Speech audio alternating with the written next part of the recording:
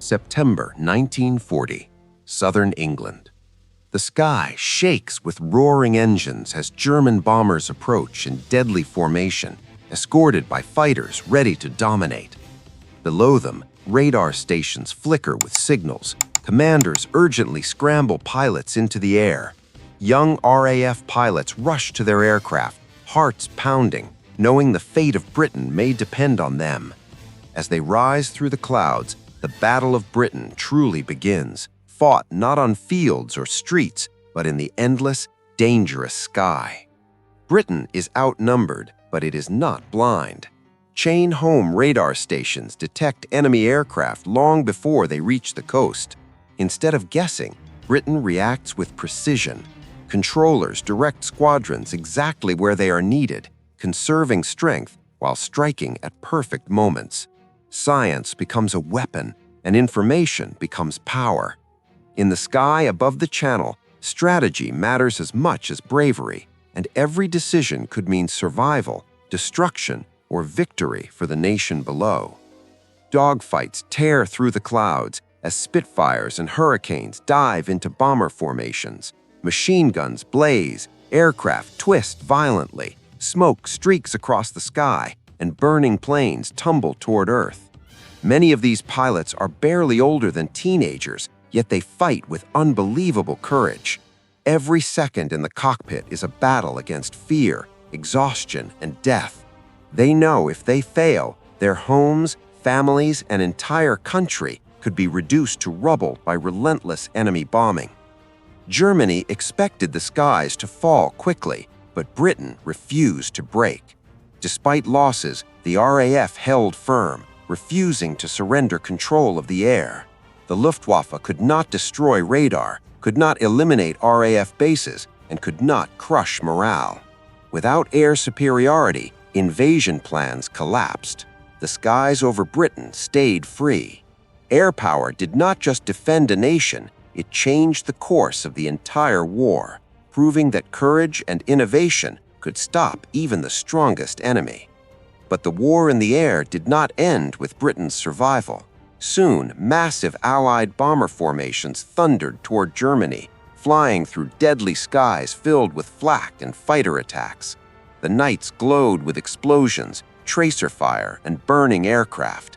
Inside every bomber, crews faced terrifying missions with only slim chances of returning home.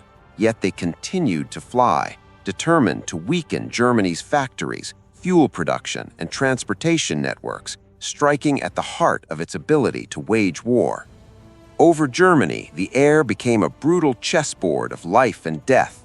German fighters attacked from above, below, and head-on, while anti-aircraft guns filled the sky with explosive steel. Bombers shook violently, engines catching fire, wings ripping apart. Still, they pressed forward, mission after mission, determined to cripple critical industries. Eventually, long-range escorts like the P-51 Mustang arrived, changing everything. Now, bombers could fight their way in and fight their way home, protected by powerful fighters. Meanwhile, civilians across Europe lived in constant fear of the skies. Air war no longer stayed on battlefields. Sirens screamed through the night, families rushed to shelters, and cities trembled under incoming bombs. Streets once full of normal life now echoed with destruction. The sky had become a place of danger instead of beauty. The air war did not just shape military strategy, it changed everyday life, reminding the world that war had truly reached the heavens. On the Eastern Front, another fierce air struggle unfolded. The Soviet Union and Germany clashed in enormous numbers, fighting across frozen plains, muddy fields, and endless distances. Soviet runways iced over, equipment froze, and pilots faced brutal weather as dangerous as enemy fire. But production soared, training improved, and gradually the Red Air Force grew stronger. Their aircraft strafed German columns, attacked supply routes, and supported massive ground offensives, helping turn the tide in critical battles. Battles like Stalingrad and Kursk were not only decided on the ground. Fighters battled overhead, bombers struck rail lines, and reconnaissance aircraft revealed enemy movements. The sky became an extension of the battlefield, guiding decisions below. Every destroyed convoy, every disrupted supply line, every successful airstrike shaped the fate of soldiers fighting desperately on the ground. Air power turned defense into possibility and gave exhausted troops a fighting chance to resist, counterattack, and eventually push forward again. Across the oceans, the Pacific sky became another crucial battlefield. Aircraft carriers turned the sea into a floating airfield, launching fighters, torpedo bombers, and dive bombers into combat. At battles like Midway, aircraft determined victory. A handful of skilled pilots crippled Japan's naval strength, striking ships that never even saw their attackers. Here, air power did what battleships once did, proving that control of the sky was now more powerful than control of the sea itself. On carrier decks, pilots experienced intense silence before takeoff, knowing many would never return.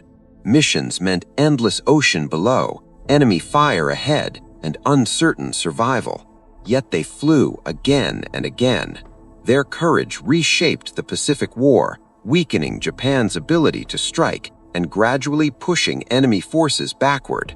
Air superiority became a shield, a sword, and a pathway toward victory, affecting every naval movement, every island battle, and every major decision across the vast Pacific Ocean. Air power was not just about combat, it was also about intelligence. High-altitude reconnaissance aircraft captured photographs revealing factories, troop positions, ports, and hidden bases. Strategists studied every image, every shadow, every rail line, planning attacks with remarkable precision. Technology advanced constantly. Faster engines, improved weapons, radar, and better communication systems transformed the sky into a battlefield of innovation.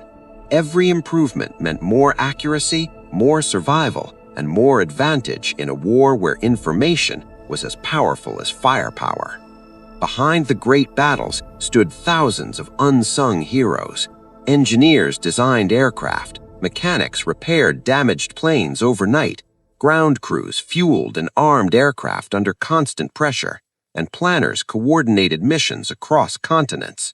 Without them, no pilot could fly, no bomber could launch, and no fighter could protect.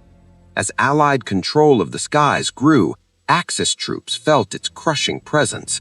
Movement in daylight became dangerous, convoys were destroyed, and retreating forces were constantly exposed to devastating airstrikes.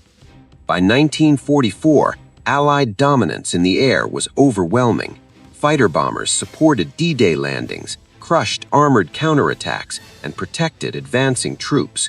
Strategic bombing shattered enemy industry, while tactical air power cleared paths across Europe and the Pacific. When the war finally ended, one truth was undeniable. Control of the sky meant control of victory. The battle for the skies was not just about machines, it was about courage, sacrifice, innovation, intelligence, and determination. Air power did not support the war, it helped decide it.